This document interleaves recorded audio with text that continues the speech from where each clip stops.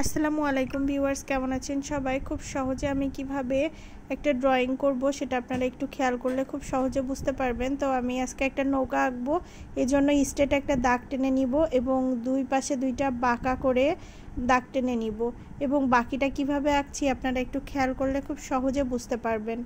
আমি কিন্তু খুব সহজভাবে ড্রয়িংগুলো করার চেষ্টা করি, আপনারা যেন খুব সহজে শিখে বাচ্চাদেরকে শেখাতে পারেন।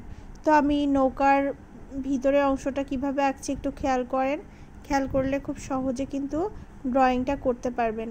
আমার ভিডিওগুলো যদি ভালো লাগে অবশ্যই লাইক, কমেন্ট এবং শেয়ার করতে কিন্তু ভুলবেন না। তো আমার নৌকাটা কিন্তু মোটামুটি আঁকানো প্রায় হয়ে গেছে। কেমন হয়েছে অবশ্যই কমেন্ট করে জানাবেন।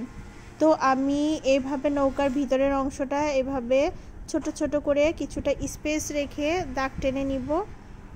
তো নৌকার নিচের অংশ আমি পানি আঁকিয়ে নিব।